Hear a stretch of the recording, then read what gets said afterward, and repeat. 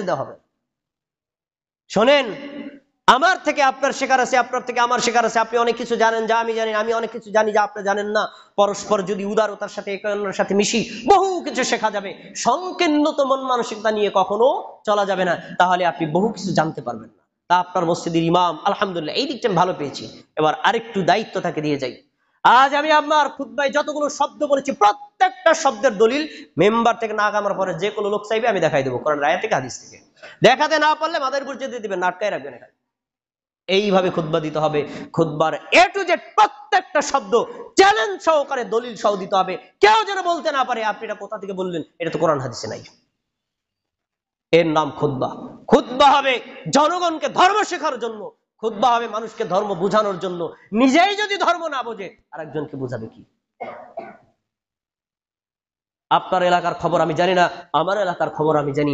আমার সমাজের এলাকার মসজিদের ইমাম সাহেব ওই যে 12 চাঁদের খুতবা, ওই যে খুতবাতুল হাকাম, এটা মেম্বারের উপর পড়ে আছে। শুক্রবার দিন সকালে আইসা একটু খুলে দেখে, এরপরে সফটা হাতে নিয়ে এভাবে পড়ে, এভাবে পরে আবার পড়তে পড়তে বাইক যা যায়। ওয়াকি তোর ইমামের দায়িত্ব দিছে কে? তুমি আগামীকালকে জনতার সামনে ধর্মীয় বিষয় আলোচনা করবা, কোন আয়াতটা বলবা তাই যদি তোমার গবেষণা না থাকে, কোন হাদিসটা বলবা তাই যদি তোমার গবেষণা না থাকে, হাদিসটা বিশুদ্ধ না অশুদ্ধ তাই যদি তোমার জানা না থাকে, মেম্বারে দাঁড়ানোর অধিকার তোমাকে কে দিছে? আজকে এই মসজিদে যদি 500 মুসল্লি থাকেন, 1 ঘন্টা যদি আমি খুতবা দেই, 500 মুসল্লির 500 ঘন্টার জবাব কিয়ামতের দিন আল্লাহ আমাকে জিজ্ঞেস করবেন, শহীদুল ইসলাম তোমার সামনে 500 লোক 500 ঘন্টা দাঁড়িয়েছিল, কোরআনের বাইরে কেন কিচ্ছা বলছিলা, হাদিসের বাইরে কেন কিচ্ছা বলছিলা, আল্লাহর নবীর মেম্বারে দাঁড়িয়ে কিচ্ছা বলার অধিকার তোমাকে দিচ্ছে কে? আমার জবাব কোথায় বলেন? যদি আমাকে ধরে আমার জবাব কোথায়?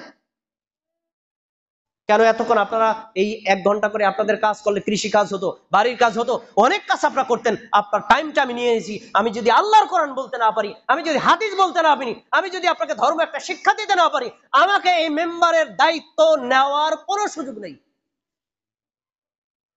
তাই আপনার মসজিদের ইমামকে আমি অনুরোধ করব, খুতবার আগে প্রিপারেশন নেবেন। 1 সপ্তাহ আগে কি বিষয় আলোচনা করব, কোরআনের আয়াত হাদিসগুলো গবেষণা করে জনতার সামনে পেশ করবেন। দেখবেন আপনার গ্রহণযোগ্যতা বাড়বে, আল্লাহর দ্বীন প্রচার হবে, ইনশাআল্লাহ পরকাল আপনার জন্য প্রশস্ত হবে। বলেন ইনশাআল্লাহ।